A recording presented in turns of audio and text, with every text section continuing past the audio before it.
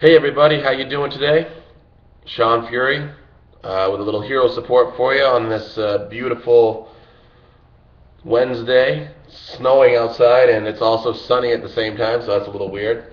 But anyways, just had a thought that I wanted to share with you, which is as follows.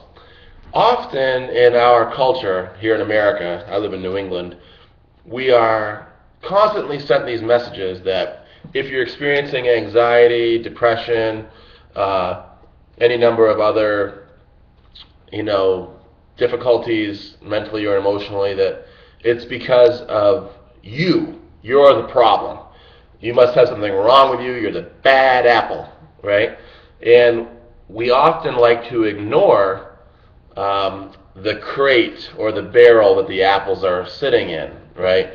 Or the apple tree that the apples are, arising from. And before I get too off on a tangent about apples and apple trees, I used to have some when I was a kid, and I did learn a lot about apples and how their symbolic value. But anyways, my point is that sometimes you experience anxiety and depression for the reason that that popular Facebook poster that goes around says. I think it says, before you diagnose yourself with depression or anxiety, just make sure you're not, in fact, just surrounded by a bunch of a-holes, I think it says. And that's a really good point that we often ignore. Human beings do not exist in a vacuum, in an outer space area where there's nothing else affecting them. You know what I mean? We live in an environment, and in our environment there are people, and there are different characters of people, and there are relationship styles and management styles, and the different character of relationship and management styles. And there are events that occur, and people who create events, right? And so sometimes you might be experiencing anxiety and depression because of the way people are approaching or responding to you, when you in fact are showing a sign of well-being or flourishing. Maybe you are achieving on a regular basis, but you happen to be in a family that would prefer to keep you in a scapegoat role, right? Maybe they have a lot of problems between mom and dad or whatever, and they just don't want to accept that their oldest daughter or oldest son is becoming a success. And so instead of encouraging and motivating you further towards your full potential, towards greater life successes, such as, what I mean by life success is positive experiences, right? Becoming your full potential, and you're having your best life, good relationships, etc. Instead of motivating you towards that, they're going to try to punish you. They're going to try to correct you back into a submissive role, one where they can say, hey, look at Sean, he's that guy. Sean's a big jerk. He thinks he's better than. He thinks he's somebody special. Boy, that guy sure thinks blah, blah, blah. And it's all just an excuse to get you in a position to be able to unload their own emotional garbage onto you, and to be able to go to bed at night feeling a little better about the fact that maybe they are not putting in the adequate amount of effort that it takes to sustain a good life. So, for example, they might see you as a competitor rather than as someone to share with and to co-manage or cooperate with. Considering the fact that you both share the same environment socially, it would be in their best interest and yours, and in the environment's best interest, for everybody to work together.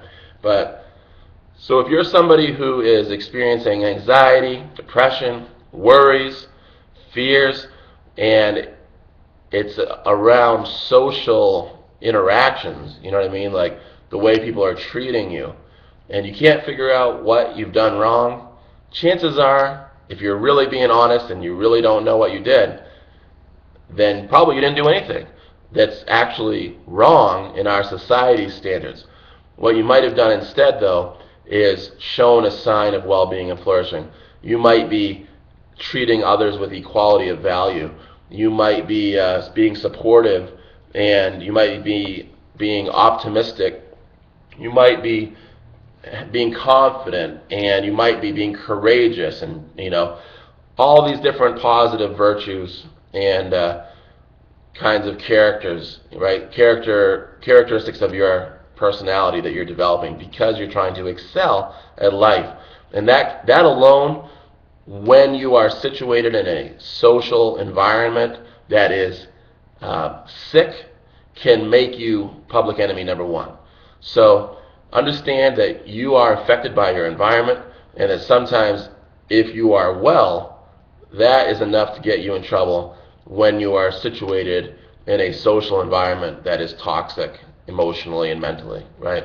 When people are mistreating one another and putting up with that and pretending that that's something that's acceptable, or even, a really great experience to just keep on saying that we love one another even though we mistreat each other, keep on saying this guy's my friend even though he hurts me, this is obviously going to do some damage to people's psyches and their emotional selves, right? And it's just not reasonable.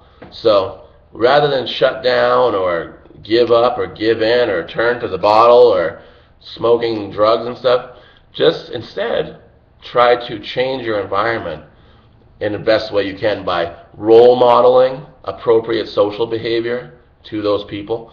Also by communicating with them when possible and letting them know that you're noticing what's going on and that there's something wrong and that there are other ways for them to relate to you. And in fact, the way they're relating to you is actually causing you to not want to hang out with them. And if and when they take your advice and change the way they relate with you, then you can applaud that and give them a hug, and hopefully they'll appreciate that positive feedback and they'll want it more, and they'll get hooked on that. That's the hope, that people will get hooked on doing pro-social, socially appropriate things that are good for the group, right? Good for everybody, good for me and good for you. Not just good for one person at the expense of others. We want people to start doing win-win behaviors, win-win decisions, rather than what seems like a win for me and a lose for everyone else. Because in fact, it's actually a lose for me too. Because in the long run, if I've lost everyone else, I have lost the opportunity for social connection. And that is the foundation upon which I get a lot of my human needs met. So without getting my needs met, I'm not going to be growing very high in life. And I need other people. So it's important that I am considerate of self and others and the environment. So anyways, if you're well and you're suffering, understand that there's nothing wrong with you. In fact, there might be something wrong with your environment, your social environment. And conversely, if you're treating people as if they're bad just because they're showing signs of well-being and flourishing, you want to stop that and get on the awesome train and start heading towards well-being and flourishing. All right, go out there and have a great day, all you heroic types, and live your best lives. Thanks.